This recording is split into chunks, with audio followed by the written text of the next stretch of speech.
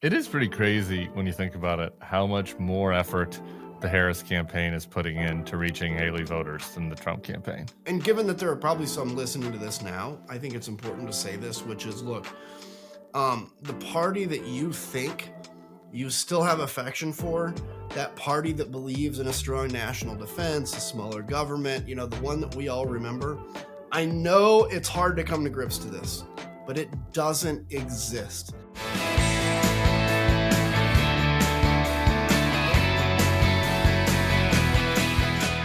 Hello and welcome to the Bulwark podcast. Happy Halloween. I'm your host, Orville Peck, and I'm here with my partner, contributor to the Bulwark. He's a former Republican congressman, a veteran, founder of Country First, which backs pro-democracy candidates. It's Adam Kinzinger. How you doing, partner? Hey, good, man. My Halloween costume is a washed-up has-been. How does it look? A washed-up hack? Has-been. Man, it's not really working for you. I don't know. You're filling out that shirt with those muscles, and I don't know. You look like you have a second wind in you to me, brother. Well, thank you for joining the podcast. Donald Trump got into costume last night, so I figured I had to. So I wanted to start there. Have you had a chance to look at it? I mean, he is wearing this like triple XL dump truck driver costume that doesn't fit, so he looks like kind of a small Oompa Loompa in a big costume. And then he didn't do his makeup right, so there's like a big hole right around his mouth, so he kind of looks like a sex doll. What'd you think about about his closing kind of visual? It was amazing. It was amazing because of two reasons. So number one, he didn't do his makeup right. He's been doing his makeup wrong lately. It's like worse. Like you now see that like pale line, now around the side, and I don't know what's going on. Contouring. Maybe his skin's just so old that he needs to like change his makeup, to match it. But the best part is like, MAGA is so obsessed with like visuals, right? I mean, that's like literally, they don't care who this guy is as long as the visual is good. And so him going up, looking, overweight, unhealthy, and then reaching twice for that doorknob and then like kind of tripping when he grabbed the doorknob to the garbage truck, like, that drives him nuts and that drives his supporters nuts. And so, I think, look, it was, he's trying to, it was like his little McDonald's thing, which was actually smarter, where he was just trying to, at the moment, make something. But I think it just makes him look dumb, and it's not going to change it. Nobody's going to be like, gosh, I was going to vote for Kamala, but Donald Trump awkwardly got in a garbage truck. I just can't help it. I have to vote for him now. I talked about this a little bit with Sam Stein last night. Like, the metaphor doesn't work for me, because it's like, I thought they were supposed to be offended that they were called garbage, but so he's taking out the trash. But meanwhile, Donald Trump's been saying on the campaign trail multiple times that America is a trash can for migrants. So wouldn't the metaphor have worked better if he was saying, I'm taking out the migrants, I'm taking out the trash? It didn't work for me. I didn't understand what they were going for. No, and it was probably his idea, to be honest with you, because he's like, that is one thing that Donald Trump is good at, is like, I'm going to come up with a visual, and sometimes he gets it wrong. And I think this was a case of that. It just, and plus again, to them, I think we have to get in their mind and understand that it's not about doing something that is going to win an election. They've already been convinced they're going to win. It is about how do I needle the other side? What is it that I can do to just tweak it and make them even more angry? And like the garbage truck metaphor, they thought would do it. And, it's unfortunate that the whole thing happened, because we were coming off a pretty good news cycle, Kamala's speech, and then, frankly, the Madison Square Garden, and this kind of blunted some of that. But I don't think it's going to be quite the panacea they say it is. Yeah, thanks for nothing, Mr. President. All right. Yeah. Well, I guess you mentioned Madison Square Garden, so we'll flip this around. We have a segment that I used to do, man. I used to do a lot, but then the political news cycle got kind of crazy. There was a debate, a couple assassination attempts, and our little gimmicks. We didn't have enough room. We had to do real business on this podcast. But now we're in the home stretch for the OGs.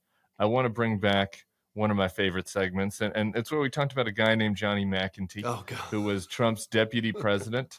He was in charge of staffing at the White House. He left the White House. He started a dating site for for incels called Right Stuff that has kind of failed as a dating site, but has succeeded as a place for offensive conservative TikTok memes. And so I want to get to the segment here, but even today it's a bonus. I want to play for you not just Johnny McEntee, but also clips from Charlie Kirk and Jesse Waters. So let's take a listen to our old news segment, The Right Stuff.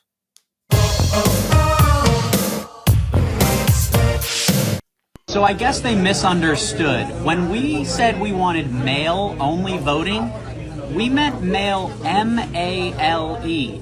Hilarious. This wife is wearing you'll show it, wearing the American hat. She's coming in with her sweet husband, who probably works his tail off to make sure that she can go, and have a nice life and provide for the family. And then she lies to him saying, oh yeah, I'm going to vote for Trump. And then she votes for Kamala Harris as her little secret in the voting booth.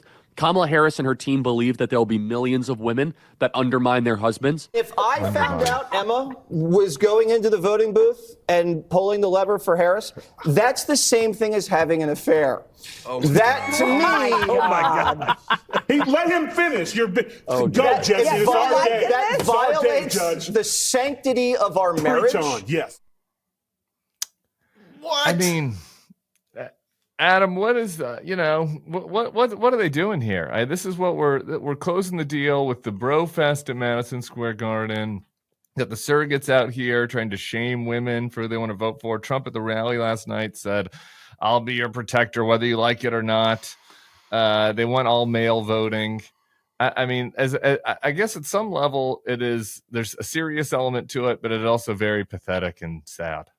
Yeah, I mean, look, here's what this is. It really is. And Nikki Haley, I hate to give her credit for anything, but she called it right with the bro culture, and you've talked about this too. There is a massive gender split. Obviously, there always kind of has been, but Democrats are going to crush it with women, and Republicans are going to do really well with men. And part of this, and this is a whole hour-long conversation in of itself, but I've said for the last 10 years, like, we were kind of in this moment where everything masculine was called toxic, and that went way too far. And so there were these young men particularly that felt like they didn't really have a place. What is my role? And Donald Trump comes along with actual real toxic masculinity. And in the absence of another version of masculinity, men just kind of gravitated to that. And so that's what you're seeing here is an extension of this like angry, I'm in charge of the house type masculinity. And I think they're just doubling down on saying we're going to win men. We're going to win them big. It's kind of a dumb, straight up political, outside of the morals of it politically, because it's kind of dumb because women tend to turn out in much higher numbers than men do. And but that's what you have. It's the Joe Rogan / Andrew Tate bro culture, and they can't go back on that. So does Johnny McEntee really believe that he wants to repeal the amendment for women to vote? Probably not, although maybe he would if he could, honestly. But for him, it's all about like, I'm so anti-PC. I'll so say what's on the edge that I can win these folks. And that's kind of been the new Republican Party, is just how much can we trigger the left? And the more we trigger it, the more popular we become within our own little movement. Yeah, I mean, like, regardless of whether it's clearly not a serious proposal to repeal the 19th Amendment, but like putting it all together, you have there's within Project 2025 and some of these guys they've brought up the fact that we should relook at no fault divorce. JD Vance even mentioned that in one of the million podcasts he did. Shouldn't be letting people, women should stay in these sorts of marriages. Obviously, you have the abortion issue, birth control. Like, they're talking about how it's undermining of the man of the house to vote against them. I mean, regardless of like which of those particular things you think is doable in a Trump term, like the fact that you're going to have all of these little bros running around who have not yet matured into men, and that they will wield the power of government, that's got to be pretty alarming to any on the fence women. It does have to be, and here's the thing, like, I can think of times in this country's history, obviously, when races have been pitted against each other. Obviously, there were times when women didn't have equal rights as men, but I can't necessarily look back and figure a time when actual genders have been pitted against each other. I mean, I can't think, maybe I'm wrong. I'm no, clear historian, but I can't think of a time when other political leaders have so openly tried to turn men against women. I mean, it's wrong to say like we're going to turn blacks against whites or use race, but that's happened before. The fact that you are within each home now trying to pit men against women, you think what this is doing to relationships, by the way. If there's a dude that's in a marriage and he thinks this kind of stuff's funny and his wife is feeling very minimized because of this, you know, we've had trouble with marriages staying together anyway, particularly in the pandemic era, the post-pandemic era. Think of what Donald Trump, Johnny McEntee, and others, Tucker Carlson, are happily doing to marriages now, creating a real stress point. I mean, look, I actually think that, you know, somebody that votes Republican and Democrat should be able to be married together. But the reality is that is a stressor in marriages. And all these guys are doing is inflaming that further. This is not the pro-marriage, pro-family party anymore. It really isn't. This is the trolling party. And literally that's all it is. Yeah.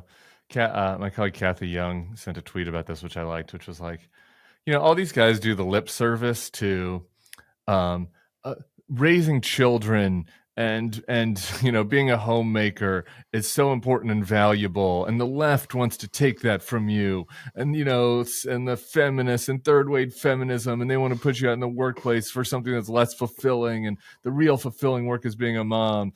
And then they say that, and then the minute it becomes convenient, it's like, oh, what, you're ungrateful? You're so ungrateful, sitting around at home eating your bonbons. You're not going to vote for Mr. Trump, like the man of the house who's providing for you does. Like it like reveals just the hollowness of the whole. Well, and whole what you endeavor. see, you're right, because what you see is, and this has kind of been something I've been on a little bit lately, which is like, you know, there's this kind of belief that the 1950s was really like what you see on Leave It to Beaver, right? It was just this amazing time.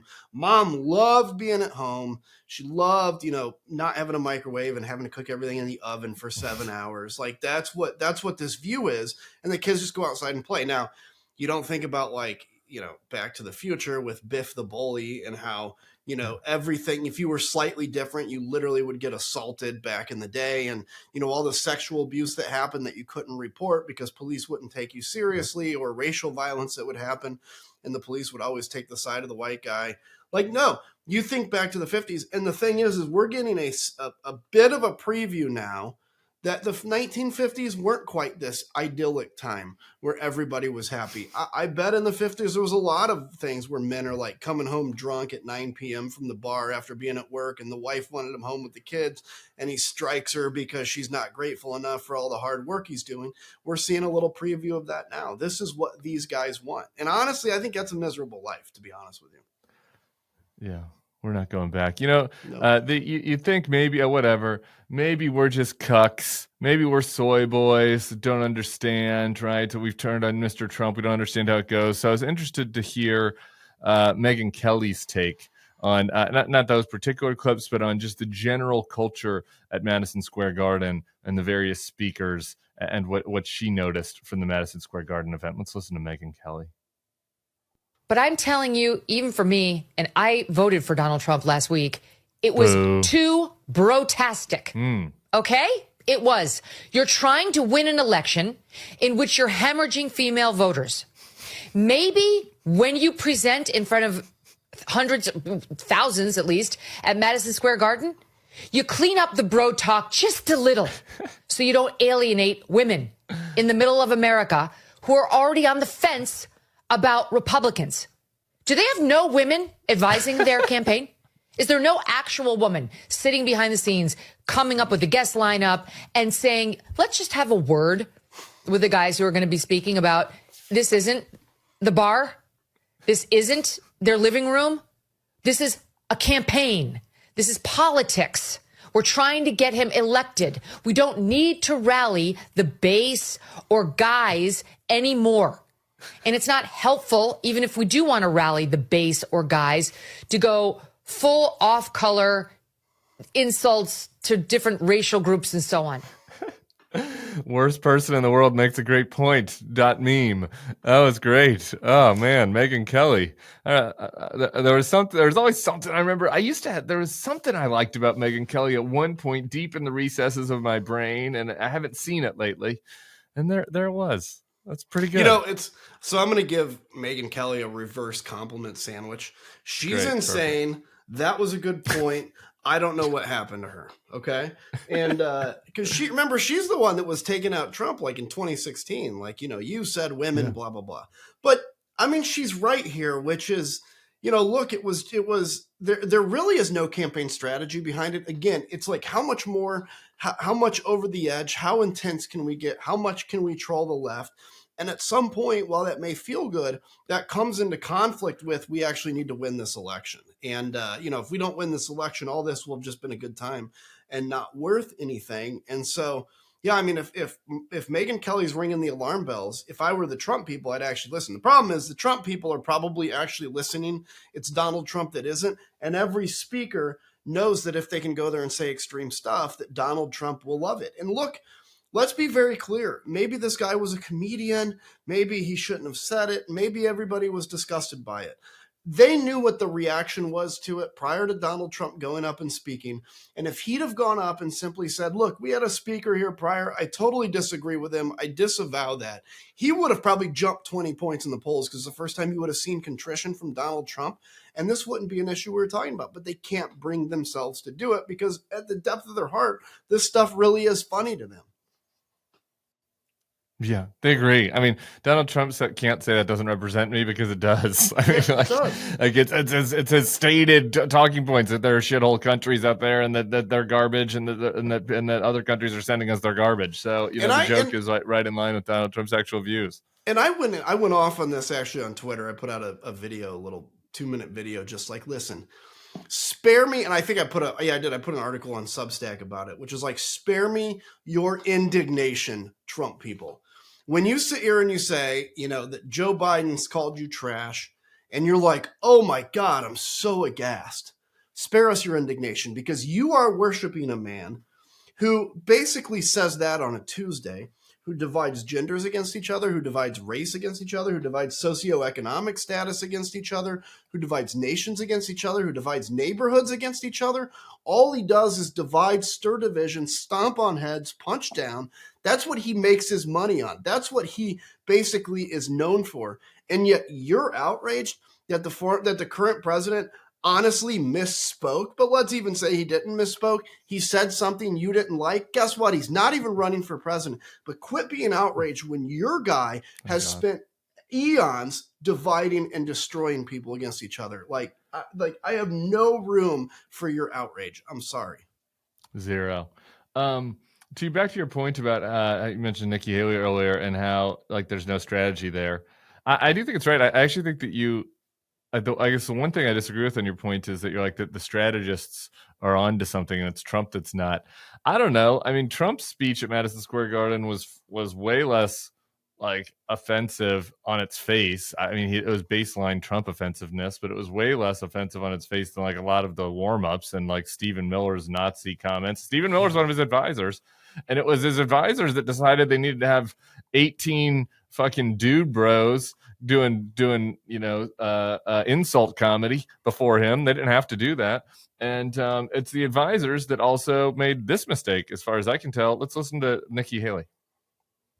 The Associated Press says as Democrats court Haley supporters, the former UN ambassador is still waiting to hear from Trump. When was the last time you talked to the former president? Last time I talked to him was back in June. June? So are you surprised that you haven't been deployed out to campaign, or have you volunteered to go out and campaign for him directly? I mean, they're very aware that we're on standby. They know that we would be there to help. I've helped with some fundraising letters and text messages and those types of things. So we've done that. But look, we're on the same team. It is their campaign's decision on what he needs in these last final days. It does not bother me at all. I think they need to do what they need to do to get across the finish line. I just think that they need to focus primarily on who it is they're talking to. You've got Americans who are absolutely going to vote for Trump. You've got Americans who are absolutely not going to vote for Trump. And then you've got a percentage in the middle who like Trump policies but don't like his style. That is what they need to focus on. So when you look at these things, it has got to be a story of addition. This is not a time to have anyone criticize Puerto Rico or Latinos. This is not a time for them to get overly masculine with this bromance thing that they've got going. 53% of the electorate are women. Women will vote. They care about how they're being talked to. Haven't talked to him since June. I mean, like Susie Wiles can't set up a phone call. They can't just. I mean, that is crazy. I mean, it goes to show you that you get nothing for sucking up to Trump. You get nothing. Yeah. He just takes your soul, and you get nothing in exchange for the deal. But just as a strategic matter, I mean, wow. I think it's, first off, I can't stop laughing that she called it this bromance culture, because it's true, but it is like, like they pride themselves on being so manly, but yet they are just literally sitting around like googly eyed at each other. All these men, right? Like if Andrew Tate walked in or if Joe Rogan walked in, it's like this male worship culture, which to me is, I don't know. It doesn't seem very masculine, to be honest with you. A little gay? Maybe that feels a little gay to you? Maybe I'm wrong. Yeah, maybe I'm wrong.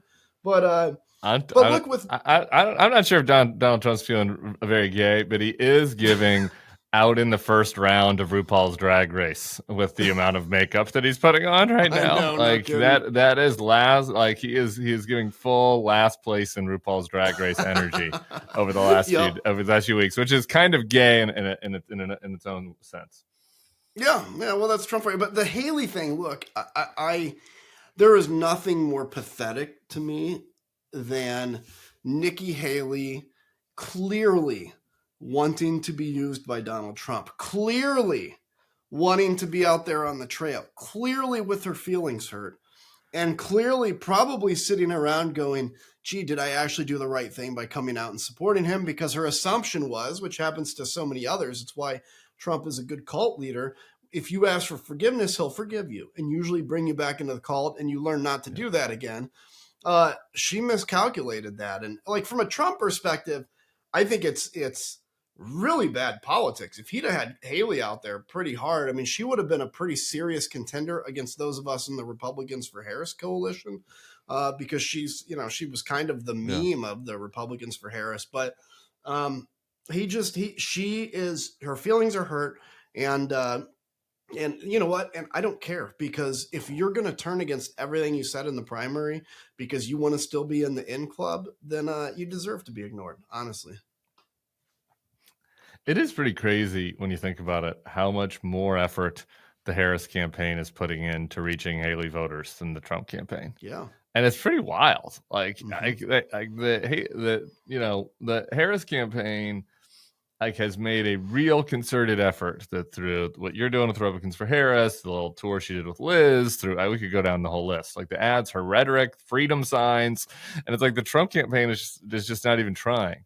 It does feel a little bit though like there's some Stockholm syndrome with some of the Haley voters, that the message isn't getting through to them, that they're not invited to the party, that it's a no homers club. And given that there are probably some listening to this now, I think it's important to say this, which is, look, the party that you think you still have affection for, that party that believes in a strong national defense, a smaller government, the one that we all remember, I know it's hard to come to grips to this, but it doesn't exist.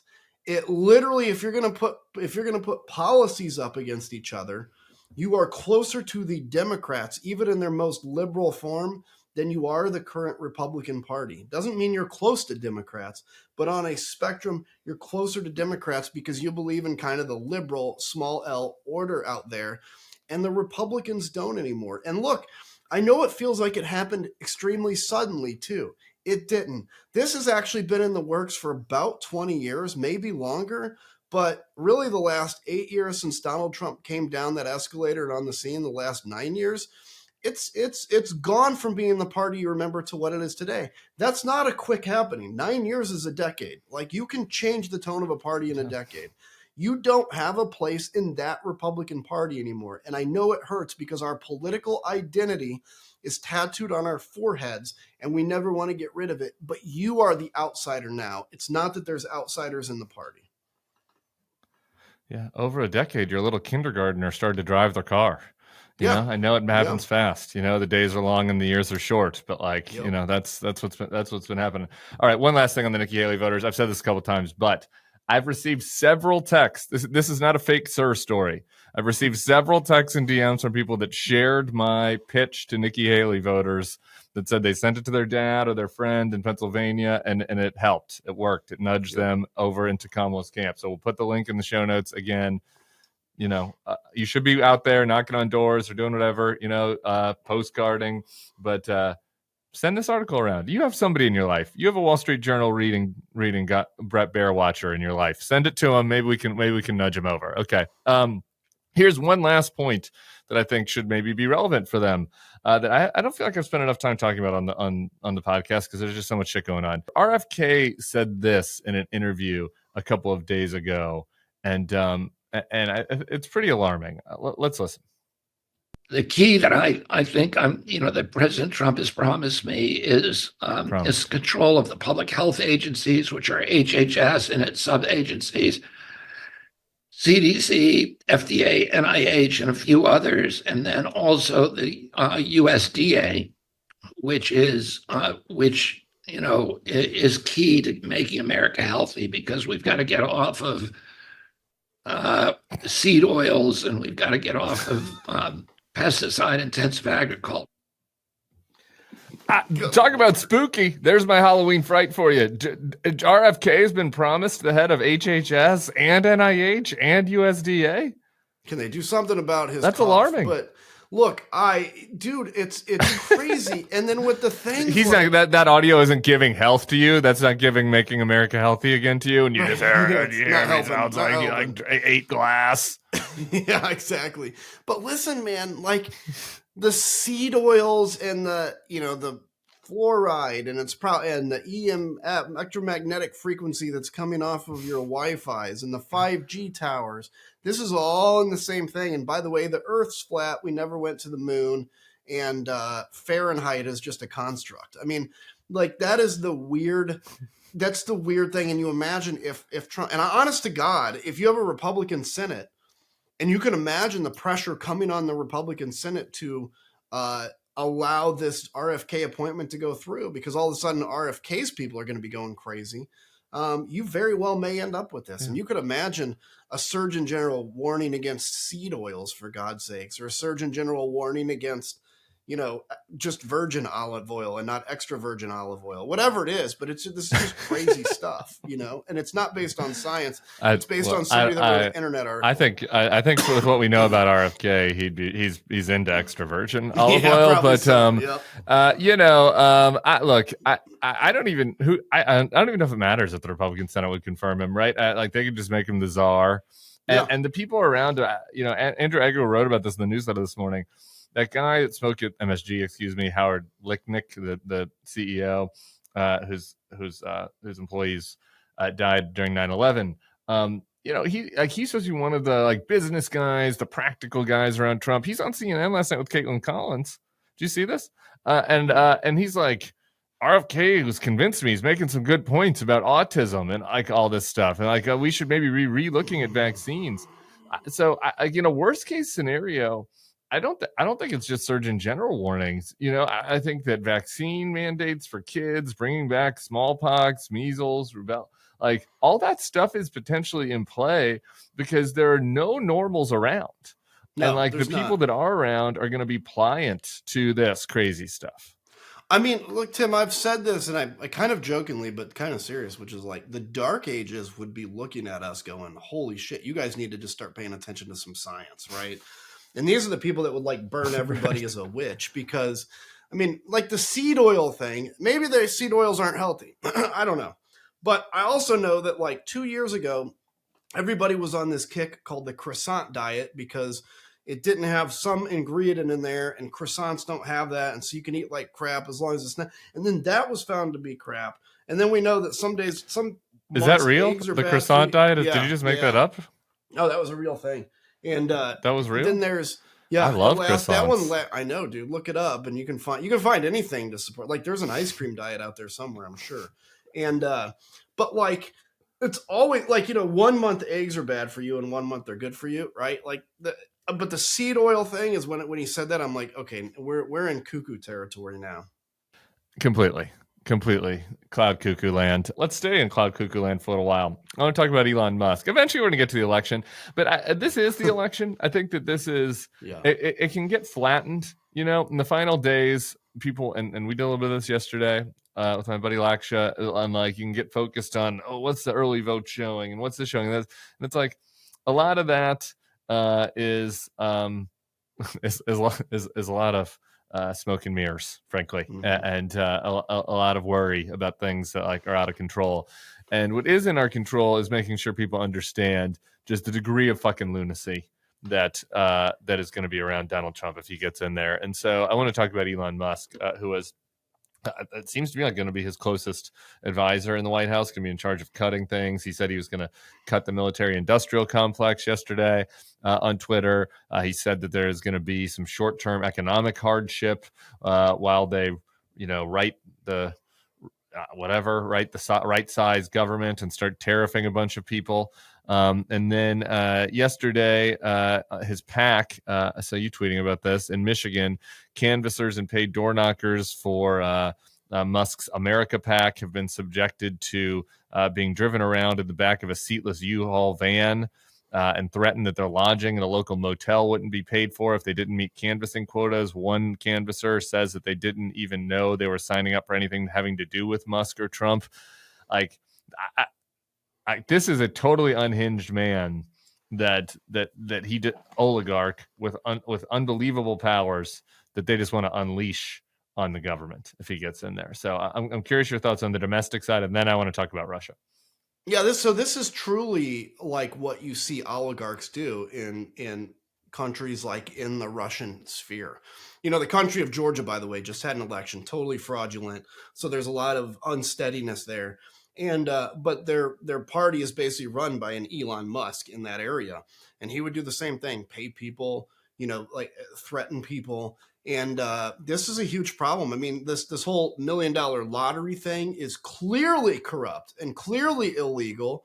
The fact that they are basically using slave labor and then the better is maybe indentured servitude, because they're threatening their lodging and stuff for them to go do this. Like, if we really want this, and by the way, let me just say too, they talk about right-sizing government and putting tariffs on everything. I'm going to tell you what industry will not have tariffs. Probably the Tesla electric car industry, because Elon Musk will not tariff to his own detriment. And we can get into the whole security clearance thing, and maybe that's coming up with Russia, but that's a huge issue with me too.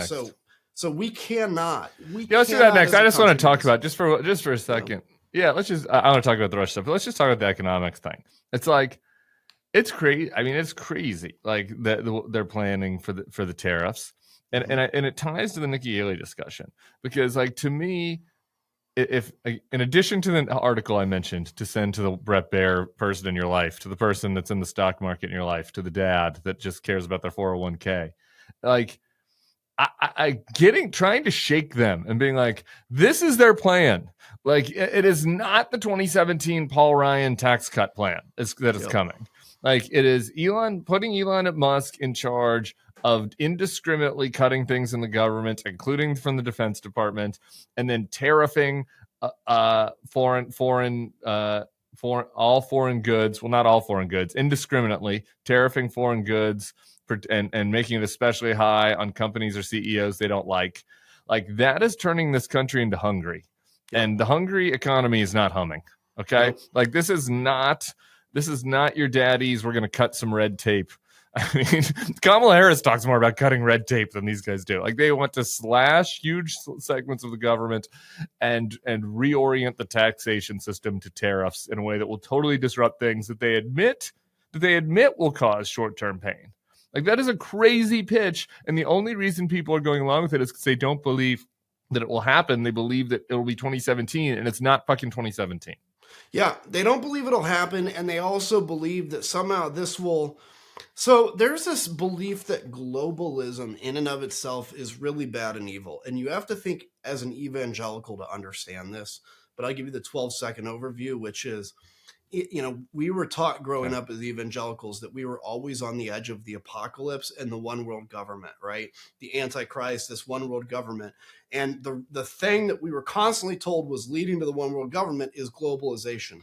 So to many of these people, anything that reverses globalization, including destroying trade routes, including, big tariffs, is a good thing because of the whole one world government situation and the Antichrist. And obviously that's all evil and cashless society and whatever else you can throw out there.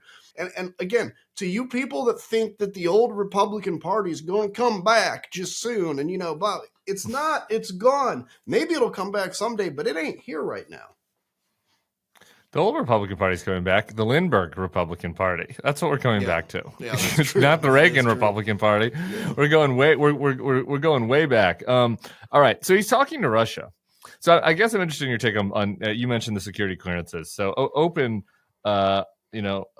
floor to just kind of riff on both of these things. But I think it's kind of crazy how little attention it's gotten. It's gotten some attention, but like the fact that the biggest government contractor and the biggest donor to one candidate is having back channel conversations with an adversary and apparently being asked to do favors for that adversary, including limit Wi-Fi access to another independent ally, quasi-ally in Taiwan.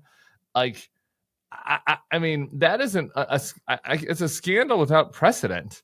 And it's just kind of like, oh, well, Elon's being crazy. So anyway, I'm curious your thought on that, and then we can get into the security clearance stuff too. Here's the problem with Elon Musk.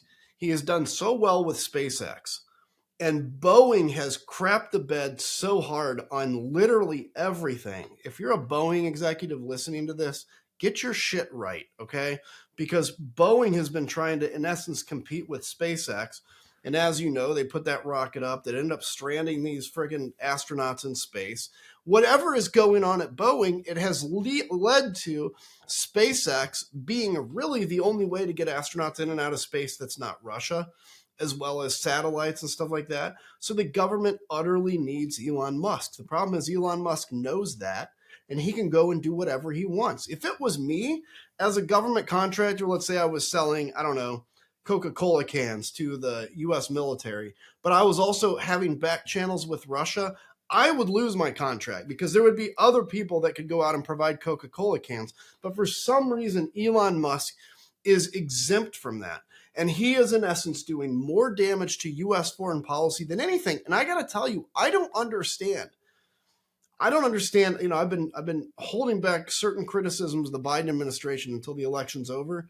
But I don't understand where the Biden administration is on this. I've not heard a word out of them. I see weak actions in Ukraine, continuing to deny Ukraine the opportunity to strike long into Russia despite North Korean troops now in Russia. It's like they are asleep at the wheel right now. And this Elon Musk thing is a huge deal. What's also going on with TikTok? TikTok has been banned. It's supposed to be sold off to a different company. I don't know what's going on with that. Are they pursuing the sale? Because we all want to keep TikTok here. We just want to get it out of the purview of the CCP. And so I am angry at Elon Musk, and I'm also angry at the lack of action. Now, before somebody uses my words to say, see, vote for Trump, it would be way different under Trump. Let's just be very clear. Trump would be embracing this garbage. Biden's just kind of asleep at the wheel at it. And I want to talk about the security clearance stuff too. Yeah.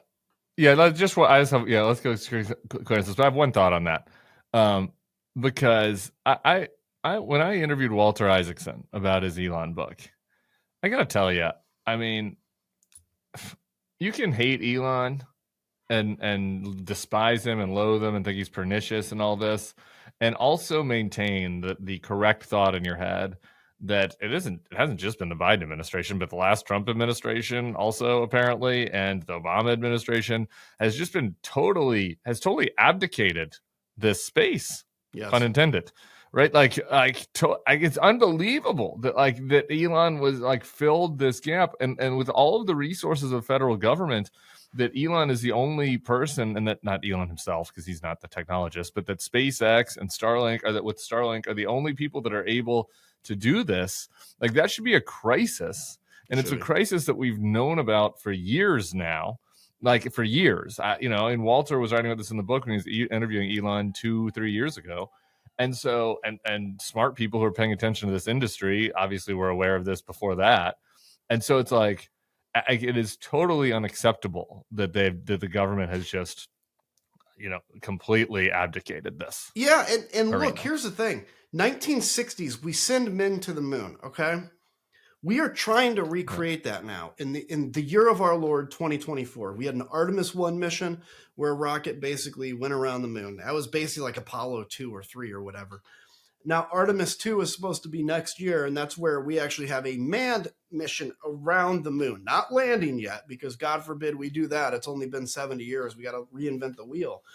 And probably Artemis 2 is not going to go in 2025 like they say it is. That is way behind schedule. How is it that we have abdicated this so badly? I mean, again, we are basically redoing what we did in the 60s. But yet, just like what happens with every new Air Force airplane that comes in, instead of relying on pilots, you have to load it with so much technology that doesn't work, or like these new electromagnetic catapults on aircraft carriers, because we just can't use an old mechanical catapult anymore. And instead of having, Buzz Aldrin piloting his aircraft, or having an astronaut, Neil Armstrong, fly it to the moon, you have to have some technology, and it puts everything way back. We I could go on an hour about how we've screwed this up, but the fact is, we're just trying to land a man on the moon again, and we can't do it. Pathetic. It's frustrating. Okay, back to just because we've alluded to it a couple of times, the story. I think it was as Maggie Haberman and John Swan at the New York Times, if I have that right. I apologize to the reporter who had this if it was not them, but reported that the Trump administration is already looking at workarounds for not having to go through the normal security clearance process. If there's to be another Trump administration, they're going to hire some private vendor, I guess, and change the rules. Talk about all the implications of that. Yeah, I mean, they can do it. Look, keep in mind, when you're president, you're the head of the executive branch. So everything that falls under the purview of the executive branch that's not explicitly in law, like, you can just do it. And even if it is in law and you do it, what are you going to do? Is the Congress going to sue you? What if they win? How are they going to force you to change that? So these are the kinds of questions we're going to have to think about now. But yeah, you look at all the garbage folks, and I'm not talking about the supporters. I'm talking about the people that actually worked for Donald Trump, right? I'm talking about the Stephen Millers. I'm talking about the whatever. These awful people that would never get a security clearance because they've had contacts with foreign agents. They have debts. They have domestic assault charges. I'm thinking of whoever. What was his name? Yeah, Brad Parscale. There were two of them. Parscale and then another one. But anyway. Yeah, oh my God. See, this is like, I hope we don't have to remember all these fucking characters from the universe again. He was the staff secretary. Yeah. I can picture him. Oh, he's such a douche. Anyway, that guy, the staff secretary guy. So you think about it, anybody that's got arrested on domestic violence, domestic assault, who got convicted on it, can't get a security clearance. But if you change that, you can. Or if somebody has a gun charge, or somebody has, anything. And again, even just things like too much debt to income ratio denies you of a top secret security clearance. And let's take Elon Musk for a second. Again, if I would have reached out to Vladimir Putin, now I'm talking about not my congressional security clearance, my clearance that I got cleared for in the military. If I would have reached out to Vladimir Putin and tried to negotiate things with him, honest to God, if the government found out about it, I mean, if I would have even dated a Russian girl, I could have lost my top secret security clearance for that, and probably would have.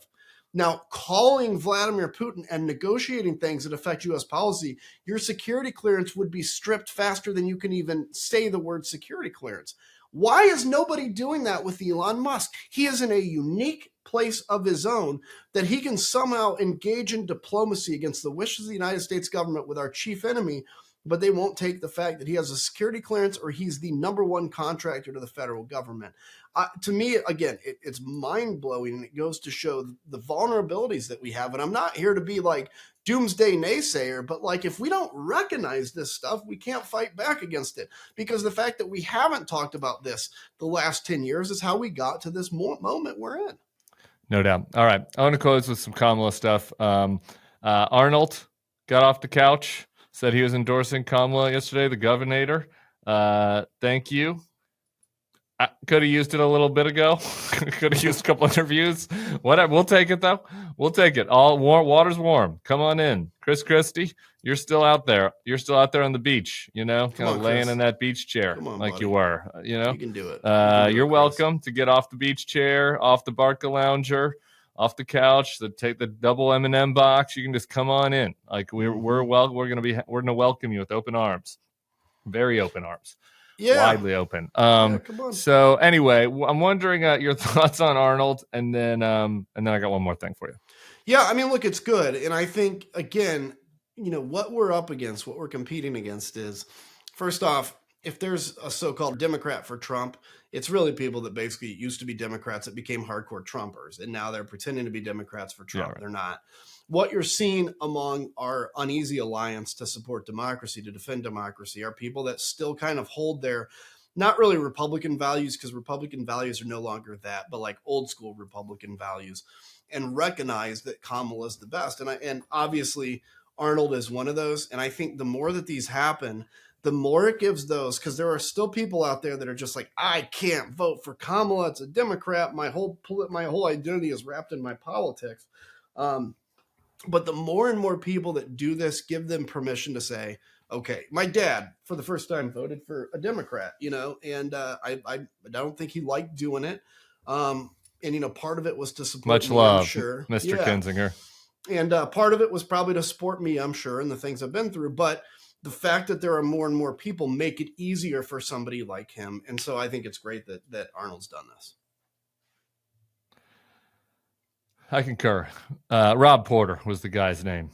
So, I don't want you to feel like you can just disappear into obscurity. Rob Porter was the Stiff Secretary guy that had some domestic abuse issues in the Trump administration. All right. Lastly, let's end on a positive. We saw Kamala at the Ellipse earlier this week.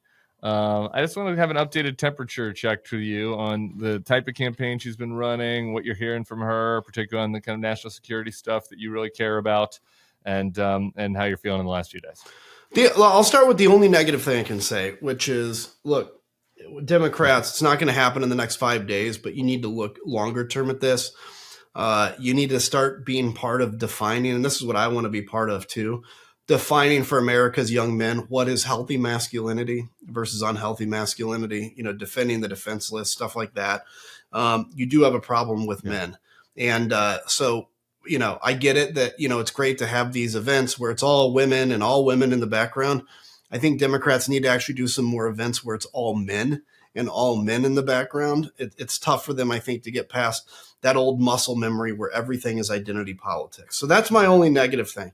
Yeah. The fact that Kamala has only been in the race for 3 months, that she, basically came in 6 points down where Biden was to where we are today, is I think you could have run this scenario 100 times and 99 out of 100 would not have ended as good as this one has. I think she has done literally everything right. I can't think of a massive mistake, and any mistakes I find are just small ones that can happen with any campaign. I think it has been a masterclass in how to run a positive campaign. I say that Democrats kind of feel a little addicted to identity politics. I exempt Kamala from that because she's the opposite of that. She doesn't talk about the fact that she's a minority. She doesn't talk about the fact that she's a woman. And frankly, when I was at the DNC and hearing USA chants, and I heard, and I saw this at the Ellipse again, Kamala saying, we need a lethal U.S. military. Democrats never uttered that word. And it is brilliant. And if you're a Democrat worried about that, listen, the Republican Party has become what you guys were in the 80s, the blame America crowd, the ho-hum, everything's awful crowd. That is now the Republicans. You can be the optimistic, proud American crowd and take that real estate back. So my view is this. This has been probably one of the most flawlessly run campaigns that we possibly could have. There's still 5 days left, so God, knock on wood, please. But and my feeling is last week I was basically saying I think she's going to lose. Today I feel much, much more confident that she can win, but there is no doubt it's a dead tie. It's a dead tie, but it feels like there is a little momentum on her side, and in a tie that matters. That matters a lot. All right. I agree. We have the men that know how to cry and I love those kind of men. I'm one of those, but we can expand. We can expand out. We can expand out from there, hopefully enough to get across the finish line. Adam Kinzinger, I appreciate you so much. I appreciate your service to the country, your clear-eyed nature on this, and the next time I see you, we'll have a president-elect. God willing, it's President-elect Kamala Harris. You bet. Great to see you, buddy. Thanks so much. Good hanging out. You bet. Thanks so much to Adam Kinzinger. We'll be back tomorrow. We're going to do something a little different tomorrow. It's Friday. It's before the election. We're going to have all your faves next week for election week. Starting to bring a new voice into the Bulwark podcast tomorrow. I'm looking forward to it. We'll see you all then. Peace.